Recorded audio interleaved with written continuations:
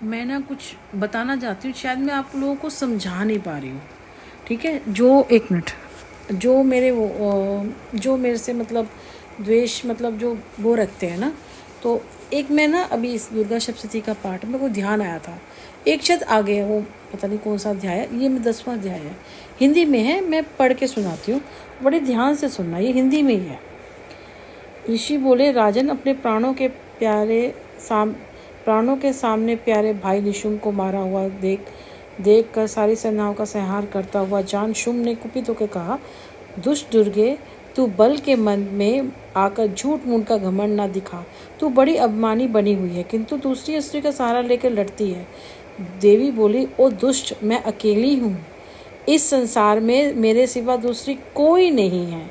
ये देख, मेरी ही विभूतियाँ हैं, इसलिए मैं इसमें प्रवेश ही कर रही हूँ। तत्पश्चात ब्राह्मणी आदि समस्त देवियाँ अंबिका में देवी के शरीर में समा गई। उस समय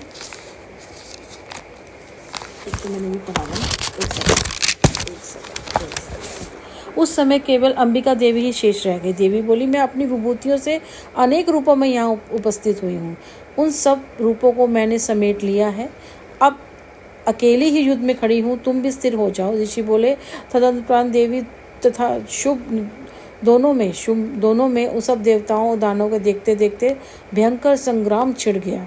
दानों की बौछार तथा पैने शस्त्रों और दारुण अस्त्रों के प्रहार से के कारण उन दोनों को युद्ध सब लोगों को बड़ा भयंकर प्रतीत हुआ। उस समय अंबिका देवी के सैकड़ों दिव्य अस्त्र छोड़े, उन्हें दैत्यराज ने अनेक प्रतिकार अस्त्रों द्वारा काट डाला। उसी प्रकार शुंभ ने भी जो भी दिव्य अस्त्र चलाए, उन्हें परमेश्वरी ने भयंकर हुंकार शब्द का उच्चारण मार्ग से खेल खेल में विनिष्ट कर डाला। तब उस दैत्य ने सैकड़ों वाणों से देवी को ढक दिया। ये देखकर क्रोध में भरकर उस देवी ने भी वाण फेंककर उसका धनुष काट डाला। तदुपरांत असुरों के स्वामी शुंभ ने भी 100 चांद वाली चमकती हुई ढाल तलवार हाथ में से उस समय देवी पर आक्रमण किया। उसके आते ही चंडिका ने अपने धनुष से छोड़े हुए पैने वाणों द्वारा उसकी सूर्य किरणों के समान प्रकाशमान ढाल और तलवार को तुरंत काट डाला। फिर उस दैत्य के घोड़े और सारथी को भी मार गिराया। धनुष से पहले ही कट चुका था। उसने अंबिका को मारने के लिए उद्यत हो भयंकर मधुग्र हाथ में ले लिया।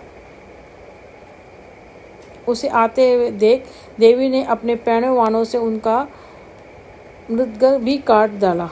उस पर भी वह असुर मुक्का तानकर बड़े वेग से देवी की ओर लपका। उस असुरेश्वरी देवी की छाती में मुक्का मार तब देवी ने उसकी छाती में एक मुक्क से प्रहार किया। देवी के थप्पड़ खाकर दैत्यराज शुंभ पृथ्वी पर गिर पड़ा, किंतु उस पुनः साहसपूर्वक उठकर खड़ा हुआ। फिर उछला और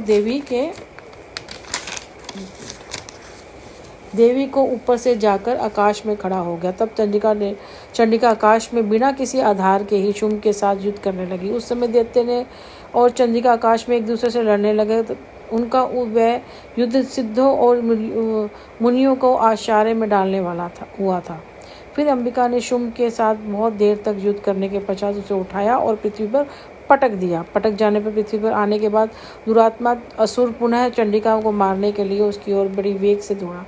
तब समस्त दैत्यों के राज शुंभ को अपनी ओर आते देखकर देवी ने शुंभ से उनकी छाती छेद कर उसे पृथ्वी पर गिरा दिया।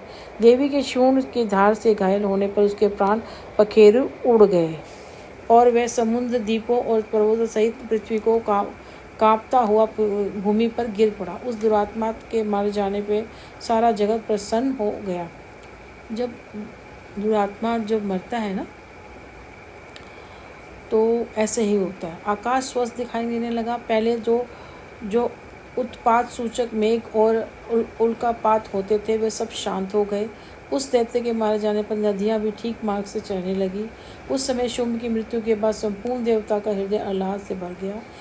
गंधर्व गण मीठे मीठे गीत गाने लगे, कुछ गंधर्व बाजे बजने लगे और अप्सराएं नाचने लगी। पवित्र वायु बहने लगी, सूर्य की क्रांति उत्तम हो गई। यज्ञशालाओं को बुझी हुई आग अपने आप प्रज्वलित हो उठी और संपूर्ण दिशाओं के भयंकर शब्द शांत हो गए। ये मैंने इसलिए सुनाया कि देखो, ये चीज़ें लिखी